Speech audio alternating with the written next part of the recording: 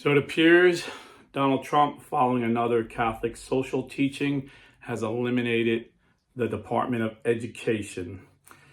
So I just heard a report on Newsmax that as of 6 o'clock tonight, every employee at the Department of Education was told to clean out their desks. Now, there's been no official statement from the White House that they have done this, but Donald Trump campaigned on this and promised that he would do this. So I believe it's happening. We'll just have to watch the news and see if they're going to do it incrementally, maybe a little piece by piece. But you might be wondering, how is this a Catholic social teaching? Well, the Catholic social teaching that I speak of is called subsidiarity. So subsidiarity is the teaching that it is moral to allow decisions that affect human beings to be made at the lowest possible level. So, for example, the choice of what school my child goes to should be left to the family. This is why in the state of Florida, where we have a Catholic governor who also follows Catholic social teachings, such as subsidiarity, we have school choice. I can choose, well, my kids are grown, but my kids can choose for my grandkids what public school they go to, what private school, if they go to a Catholic school or a Protestant school, or just a private prep school. The state of Florida will use the money they would use for public school and pay for them to go to private school. And several of my kids homeschool, and they get $6,000 a year for each child. So this is how the law of subsidiarity works in the state of Florida. So, but basically, overall, subsidiarity means that decisions should be made at the locust level possible. So again, where my family lives, what house we buy, what apartment we rent should be made at the family level. Now, we decide to build a school, house, or a library. It would be impossible for one family, unless you're filthy rich, to do that. So we have a town of people, or maybe a county, at that level. They decide how this is going to be built. And then, we need roads and we need state police. So that would be the responsibility of a state government. And then very few things should be left to the federal government. They should provide a military to protect its citizens, and they should secure the borders to protect its citizens. And there's a few other things, connecting states with highways and national parks, but the Democrats and even a lot of Republicans over the years have just used the federal government for so much. And the bigger an organization gets, the more power they get, the less power the people get. They infringe on our rights. They infringe on the social teaching of subsidiarity, and they waste money. So I'm really excited if he looks like he's going to go through with this. And, of course, the Democrat media is going to be saying, kids are going to suffer. But the money will still go to where the money's going. It just won't go through the bureaucracy of the Department of Education. We could have the Commerce Department that deals with money, the Treasury Department that deals with money. They could give the states the money they need, and the states disperse it amongst their local school boards. And then the states and the local school boards will decide. See, because when it's some liberal in Washington, they can decide, okay, you're not getting this money unless you let boys in girls' locker rooms, unless you let boys in girls' bathrooms, unless you let boys in girls' sports. You're not getting this unless you provide, sex education, teach them about abortion, critical race theory, transgender ideology. And this is what's been happening, especially in the last 4 years under Biden, where our students rank the lowest in the Western Hemisphere, or in the industrialized world, should I say, not the Western Hemisphere, because they're not teaching them reading, writing, and arithmetic. They're indoctrinating. They're not even teaching them how to think. They're indoctrinating them what to think. And they want you to all think like they think. So I'm thankful that President Trump is going to eliminate the Department of Education. It's a long list of Catholic teachings, social teachings, you know. Pope Francis said abortion is the gravest of all mortal sins, and hiring an abortionist is like hiring a hitman. And in his first term, he promised to overturn Roe v. Wade, and everyone said there's no way. Reagan promised that, Bush promised that, the other Bush promised that, but they never did anything about it. Trump got it done. You know, Trump also reinstated the Mexico City policy. Actually had the author of that, Dr. Alan Keyes, on Blue Collar and a Scholar, and he explained what it was. And basically, it says the United States isn't going to pay for abortions overseas. And in fact, Alan Keyes said Donald Trump expanded it even further, made it even stronger. Of course, Biden got rid of it and paid for millions of abortions, but Trump put it back in stronger than ever. So there's that Catholic teaching that all life is sacred, and abortion is an intrinsical evil. It's never good. It's always evil. Pope Francis said transgender ideology is demonic.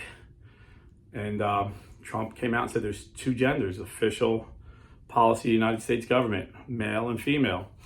And he made an executive order. Boys cannot play in girl sports. Again, another Catholic teaching. You know, God made Adam and Eve, not Adam and Steve, as the corny joke goes. So I'm really thankful for what's happening. But of course, the media is going to make this out like it's something horrible, but it's not. It's something great.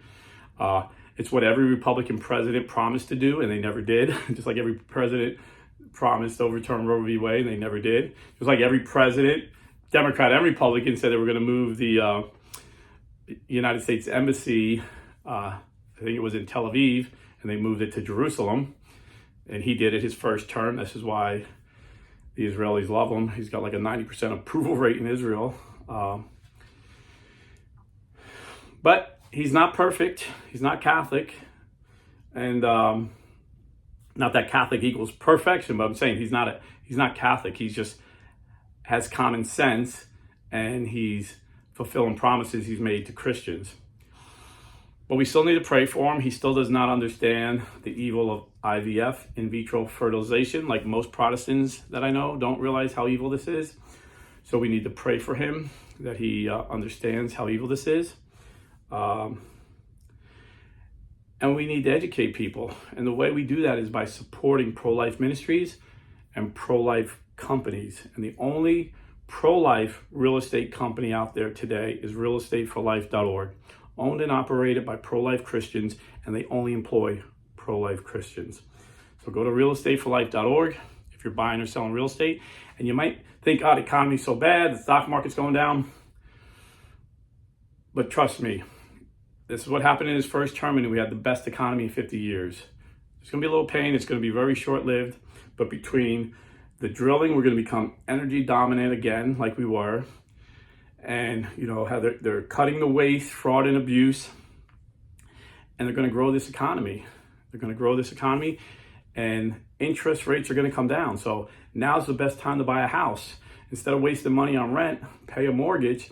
And then when these interest rates come down, you refinance, and your payments come down even lower, and you got money in the bank. So it's a win-win if you buy real estate. And when you shrink government, the private sector grows, job grows, and the country is richer as a whole. You know, Ronald Reagan used to say, a high tide raises everybody's boat. The Democrats want you to think, you know, we got to pick winners and losers. No, that's not the government's job. The government's job is to make America a place where everyone prospers. And, you know, every president always said they were going to cut spending, shrink the government. But in my lifetime, believe it or not, the only one that really got it done, I mean, Trump did good getting rid of all the regulations to get the economy going. But overall, because of the pandemic, he couldn't shrink the government. You know, he spent a lot of money. So the only one, believe it or not, was a Democrat, Bill Clinton. Bill Clinton eliminated over 300,000 government jobs. And the media wasn't going crazy then because he was a Democrat. They were saying, what a great job. He's shrinking the government. But he only did that because his first year he came in like a bleeding heart liberal like he was. And He got demolished in the midterms. It was the first time in 40 years, I'll never forget this, first time in 40 years the Republicans won the House of Representatives. And Newt Gingrich came in and balanced the budget. And Bill Clinton refused to sign it. But Bill Clinton was smart. He hired Dick Morris, a Republican political strategist, really smart political strategist, but kind of like a snake in the grass. He'll go to the highest bidder, kind of like a mercenary, a little different than contractors. But so he went and worked for Bill Clinton, and he told Clinton, you look too liberal. American people will not accept this. Sign that balanced budget. You'll be the first president to balance the budget in years. So he signed it, and Newt Gingrich gave him 5 more after that. So 6 balanced budgets. So when he left office, we weren't in debt. We had a surplus. Now, Bill Clinton gets all the credit, but it was Newt Gingrich that actually did it. And I remember a cover of Time magazine had a picture of Newt, and he made him look like the Grinch. And it said the Newt that stole Christmas, because Newt shut the government down. He's like, no, sign this. We're not gonna give you a budget that spends more than we're taking in. It's just common sense. And Clinton finally gave in and signed it. And we had a great economy. Under Trump, he got rid of regulations. He was about to shrink the government, and then the pandemic and everything ruined that. But the economy was great because he was following these rules of subsidiarity. Get rid of the government telling the, people what to do.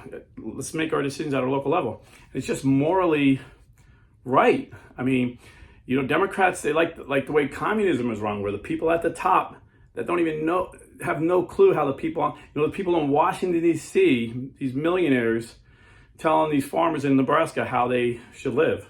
No, that's not the American way. That's communism, So, and we see they show their true colors during the pandemic when all these Democrat states, talk about violating your rights and violating the Catholic teaching of subsidiarity. In some of these states, they told people they can't leave their house.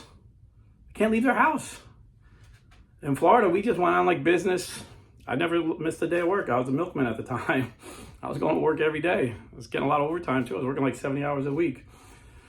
And I never got the jab and I never got the sickness. So that's that. But anyway, but if you chose to get the jab, that would be your choice. And I would fight. I would fight for your right to choose medicine.